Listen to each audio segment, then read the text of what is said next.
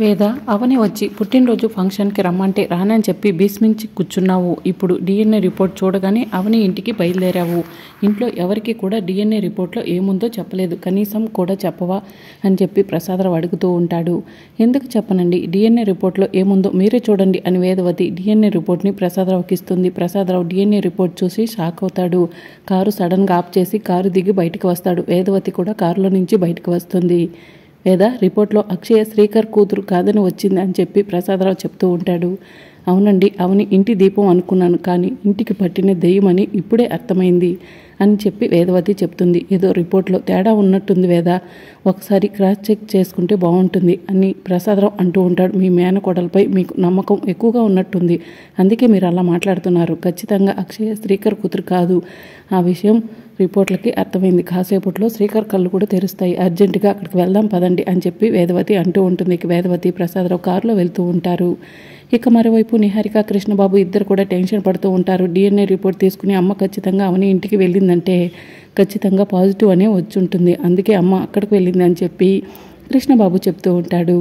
ఇప్పుడు ఉన్న ఒకే ఒక ఆప్షన్ ఆ వికాస్ అక్షయ్ను అవన్నీ బాంబు పెట్టి లేపేస్తేనే ప్రశాంతంగా ఉండగలం, లేకపోతే డిఎన్ఏ రిపోర్ట్లో పాజిటివ్ అని వచ్చి ఉంటుంది, కాబట్టి ఖచ్చితంగా అత్తయ్య అవనని అక్షయ్ను నెత్తిన పెట్టుకుంటుందని చెప్పి నిహారిక చెప్తూ ఉంటుంది. ముందు ఆ వికాస్ గడికి ఫోన్ చేయి, వాడు ఎక్కడ సచ్చాడో తెలుస్తుందని చెప్పి కృష్ణబాబు అంటాడు. ఇక నిహారిక కృష్ణబాబుకి ఫోన్ చేస్తుంది.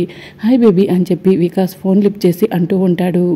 నువ్వు ఎక్కడ సచ్చావు, అక్షయ్ను అవనిని బాంబు పెట్టి లేపేస్తా అన్నావు, ఎక్కడి వరకు వచ్చింది నీ పని అని చెప్పి నిహారిక అడుగుతూ ఉంటుంది. నువ్వు ఆటో బాంబు పెట్టావా లేకపోతే నార్మల్ బాంబు పెట్టావా, ఏ బాంబు పెట్టావో ఎక్కడ పెట్టావో చెప్పవే మగుడా, నీపైన ఆధారం పడి ఉన్నాము అని చెప్పి కృష్ణబాబు అంటూ ఉంటాడు. మీరు కాస్త గ్యాప్ ఇస్తే చెప్తానని చెప్పి వికాస్ చెప్తూ ఉంటాడు. సరే గ్యాప్ ఇచ్చాం, ఇప్పుడు చెప్పు అని చెప్పి నిహారిక అడుగుతూ ఉంటుంది. బాంబుని కేక్లో పెట్టి ఆల్రెడీ ఆ సుజాత ఇంటికి డెలివరీ బాయ్తో పంపించేశాను. డెలివరీ బాయ్ డెలివరీ చేసి ఫోన్ కూడా చేశాడు. కాసేపట్లో ఆ కుటుంబం అంతా పీస్ అయిపోతుంది అని చెప్పి వికాస్ చెప్తూ ఉంటాడు.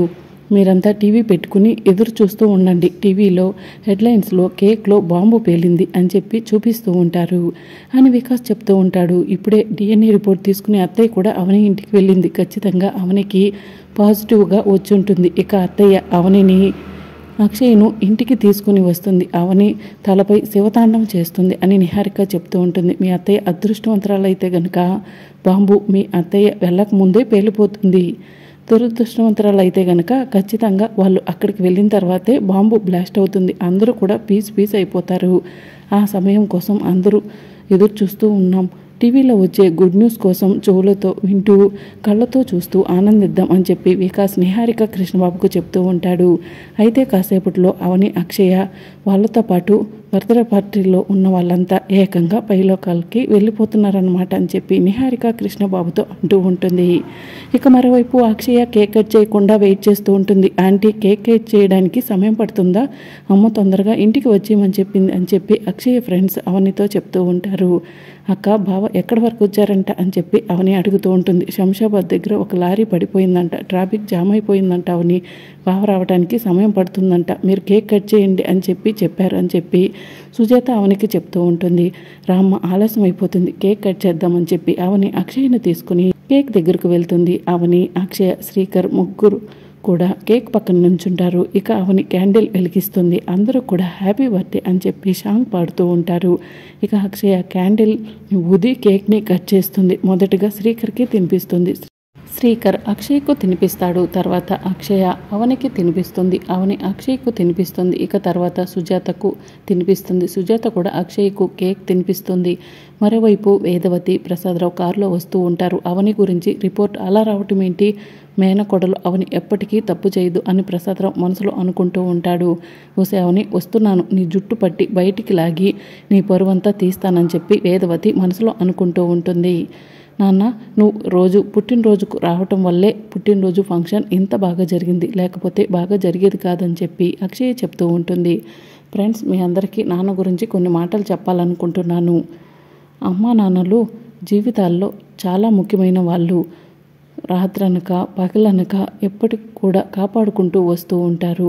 అమ్మా నాన్నలకు మదర్స్ డే రోజు, ఫాదర్స్ డే రోజు happy mother's day, happy father's day అని చెప్పడం కాదు, అన్ని రోజుల్లో కూడా వాళ్ళని గౌరవిస్తూ happy father's day, mother's day చెప్పుకుంటే మంచిది అని చెప్పి అక్షయ్ చెప్తూ ఉంటుంది. నానంటే ఒక ఎమోషన్. ఏ కూతురు వెనకైనా ఏ కొడుకు వెనకైనా తండ్రి ఖచ్చితంగా ఉంటాడు. కూతురు గెలిస్తే తండ్రి దూరం నుంచి క్లాప్స్ కొడుతూ ఉంటాడు. కూతురు కొడుకు ఓడిపోతే తండ్రి హక్కుని చేర్చుకుని ఓదార్చి ధైర్యం చెప్తూ ఉంటాడు. ప్రతి పిల్లల లైఫ్లో కూడా తల్లిదండ్రులు చాలా ఇంపార్టెన్స్ అని అక్షయ్ చెప్తూ ఉంటుంది. ఇక పిల్లలంతా కూడా అక్షయ్కు క్లాప్స్ కొడుతూ ఉంటే అవని అక్షయ్ను దగ్గరికి తీసుకుని హగ్ చేసుకుంటుంది. ఇక శ్రీకర్ అలానే చూస్తూ ఉంటాడు. అక్షయ్ అవని ఇంటి నుంచి వచ్చేటప్పుడు నువ్వు నాన్నవి కాదంటున్నావు కదా నాన్న అనే పిలుపు కోసం పరితపించే రోజు వస్తుంది అని అక్షయ్ చెప్పిన మాటలను శ్రీకర్ గుర్తు చేసుకుంటూ ఉంటాడు. DNA రిపోర్ట్లో అక్షయ కూతురని వస్తుంది. తర్వాత అవనిని అక్షయ్ను సగౌరవంగా తిరిగి ఇంటికి తీసుకెళ్తానని చెప్పి శ్రీకర్ మనసులో అనుకుంటూ ఉంటాడు. మరోవైపు మినిస్టర్ కొడుకు వికాస్ కోసం ఎదురు చూస్తూ ఉంటాడు. వికాస్ వెళ్ళి చాలాసేపు అయింది, ఇంకా రాలేదని చెప్పి ఎదురు చూస్తుంటే వికాస్ అప్పుడే కేక్ తీసుకుని ఇంటికి వస్తాడు. నీకోసమే ఎదురు చూస్తున్నాను, ఏంటి బ్రో ఇది, చికెన్ మందు తీసుకొచ్చావా అని చెప్పి విక్కీ అడుగుతూ ఉంటాడు. లేదు, కేక్ కట్ చేయాలి అని చెప్పి వికాస్ చెప్తూ ఉంటాడు. ఎందుకు, రోజు నీ పుట్టినరోజా అని విక్కీ అడుగుతూ ఉంటాడు. అక్షయ్ పుట్టినరోజు అని చెప్పి వికాస్ చెప్తాడు. అక్షయ్ పుట్టినరోజుని సెలబ్రేట్ చేసుకుందామా అని చెప్పి విక్కీ అంటాడు. కాదు, అసలు ఏం జరిగిందో నీకు చిన్న షార్ట్ కట్లో చెప్పేస్తానని చెప్పి వికాస్ జరిగిందంతా కూడా విక్కీకి చెప్పేస్తాడు. ఈ పాటికి అక్కడ బాంబ్ బ్లాస్ట్ జరిగిపోయి ఉంటుంది, సెలబ్రేట్ చేసుకుందాం అని చెప్పి వికాస్ చెప్తూ ఉంటాడు. సరే ఇద్దరం కలిసి కేక్ కట్ చేద్దామని చెప్పి విక్కీ అంటాడు. విక్కీ ఇద్దరు కలిసి కేక్ కట్ చేస్తారు. వెంటనే బాంబ్ బ్లాస్ట్ అయ్యి ఇద్దరు కూడా రక్తపు మడుగులో చెరొక్క తోమన పడి ఉంటారు. కాసేపటి తర్వాత ఇద్దరు కూడా మెల్లగా లేచి కూర్చుని, ఇదేంటి బ్రో, అక్కడ అవని అక్షయ్తో పాటు వాళ్ళ కుటుంబ సభ్యులందరూ ముందు బాంబు పేలి అందరూ పీచి అయిపోతారని చెప్పి పీచి అయిపోయేలా చేసావు అని విక్కీ అడుగుతూ ఉంటాడు. ఇది ఎలా జరిగిందో కూడా అర్థం కావట్లేదు బ్రో అని చెప్పి వికాస్ విక్కీకి చెప్తూ ఉంటాడు. ఇక మరోవైపు అక్షయ్ పూజా మందిరం దగ్గరికి వెళ్ళి, అమ్మ పుట్టినరోజు వేడుకు నాన్న రాడేమో అనుకున్నాను, కానీ నాన్న వచ్చేలా చేశావు. నాన్న రావటం వల్ల సంతోషంగా ఉన్నాను. నాన్న బహుమతి కూడా ఇచ్చాడు. నాన్న పుట్టినరోజు పార్టీ అయిపోయిన తర్వాత ఏదో శుభవార్త చెప్తాడని చెప్పి అమ్మ చెప్పింది. ఆ శుభవార్త కోసం ఎదురు చూస్తున్నాను. అంతేకాదమ్మా, పుట్టినరోజుకు నాన్న వచ్చేలా చేశావు. అలాగే అమ్మా నాన్నల మధ్య ఉన్న సమస్యలు కూడా తొలగిపోయి వాళ్ళిద్దరూ ఒకటయ్యేలా చూడు తల్లి అని చెప్పి అక్షయ అమ్మవారికి నమస్కారం చేసుకుంటూ ఉంటుంది. బ్రో, కేక్లు ఎలా మారాయో ఇప్పటికైనా గుర్తుకు వచ్చిందా అని విక్కీ వికాస్ని అడుగుతూ ఉంటాడు. బాగా గుర్తుంది, బాంబు పెట్టిన కేక్ని అక్షయ్ వాళ్ళ ఇంటికి డెలివరీ చేయమని డెలివరీ బాయ్కి ఇచ్చానని వికాస్ చెప్తూ ఉంటాడు. అసలు ఏం జరిగిందో గుర్తు తెచ్చుకో బ్రో అని చెప్పి విక్కీ చెప్తూ ఉంటాడు. ఇక వికాస్ డెలివరీ బాయ్ని చాటుగా తీసుకెళ్ళి డబ్బులు ఇస్తూ ఉన్న సమయంలో అమ్మవారు ఆకాశంలో మెరుపులతో బయటికి వచ్చి కేక్ బాక్సులను మార్చేస్తుంది. అదంతా కనిపిస్తుంది, కానీ వికాస్కి కనిపించదు.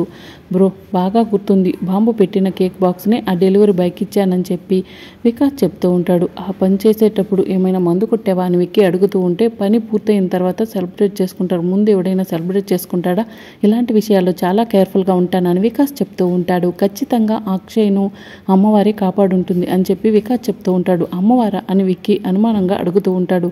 అవును, అక్షయ అమ్మవారి అంశతో పుట్టింది. అమ్మవారి శక్తులు చాలానే అక్షయ్కు ఉన్నాయి. అక్షయ్ను పెద్ద పెద్ద ప్రమాదాల నుంచి అమ్మవారి కాపాడిందని చాలాసార్లు విన్నాను. అలాగే ఇప్పుడు కూడా ఆ అమ్మవారి అక్షయ్ను కాపాడినట్టుంది. అందుకే అక్షయ్ జోలికి వెళ్ళాలంటే భయం అని చెప్పి వికాస్ విక్కీకి చెప్తూ ఉంటాడు. ఇక మరోవైపు సుజాత ఇంటికి వచ్చిన గెస్టులంతా సుజాత దగ్గరకు వచ్చి, మీ ఇంటి పరిస్థితులు ఏంటో తెలుసు సుజాత, అవనికి పెళ్ళయిందని కానీ గొప్పింటికి కోడలైందని కానీ ఎప్పుడు కూడా నీ దగ్గరే ఉంటుంది. ఏంటి వీళ్ళిద్దరి మధ్య సమస్య, అసలు అవని ఎలాంటిదో అందరికీ చాలా బాగా తెలుసు. అవని చాలా మంచి అమ్మాయి. ఇన్ని సంవత్సరాలు అవనితో కాపురం చేసిన శ్రీకర్ బాబుకి అవని గురించి తెలియదా, అవనిని ఎప్పుడు ఇక్కడే ఉంచుతాడా అని చెప్పి వచ్చిన బంధువులంతా కూడా సుజాతను అడుగుతూ ఉంటారు.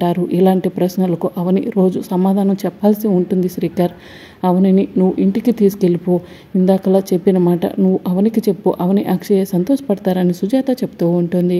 ఇక శ్రీకర్ అవని దగ్గరికి వెళ్ళి, అవని DNA రిపోర్ట్ ఖచ్చితంగా అనుగుణంగా వస్తుంది, అంతేకాదు అమ్మ నాన్నలకు ఇంట్లో వాళ్ళందరికీ ఏదో ఒకటి చెప్పుకుంటాను, అటు మీరు వచ్చేయండి, అవని కళ్ళ ముందు ఉన్న ఆధారాలను అనుగుణంగా చేసుకుని మిమ్మల్ని తప్పు పట్టాను, తప్పుగా మాట్లాడాను, క్షమించు అవని అని చెప్పి శ్రీకర్ చెప్తూ ఉంటాడు. అవని పిలుపు కోసమే కదా నువ్వు చాలా రోజుల నుంచి ఎదురు చూస్తుంది, వెళ్ళు అవని అని చెప్పి సుజాత చెప్తూ ఉంటుంది. అమ్మ నాన్న చెప్తా అన్న గుడ్ న్యూస్ ఇదేనా అని అక్షయ్ అడుగుతూ ఉంటుంది. ఆయనతో వెళ్ళనక్క అని చెప్పి అవని అంటుంది. అదేంటి అవని, పిలుపు కోసం ఎదురు చూసి ఇప్పుడు వెళ్ళనంటున్నావు అని చెప్పి సుజాత అడుగుతూ ఉంటుంది. ఇప్పుడు ఈయన తీసుకెళ్తారు. అక్కడికి వెళ్ళిన తర్వాత అత్త ఏదో ఒకటి అంటుంది. ఆ మాటలు పట్టుకుని బావ మళ్ళీ ఇంట్లో నుంచి బయటకు గెంటేస్తాడు. ఇంకా అక్కడికి వెళ్ళటం ఎందుకక్క అని చెప్పి అవని అంటుంది. మరి అప్కమింగ్ ఎపిసోడ్లో ఏం జరగబోతుందో తెలుసుకోవాలనుకుంటున్నారు అయితే ఛానల్ని సబ్స్క్రైబ్ చేసుకుని సపోర్ట్ చేయడం మర్చిపోకండి. Thank you for watching.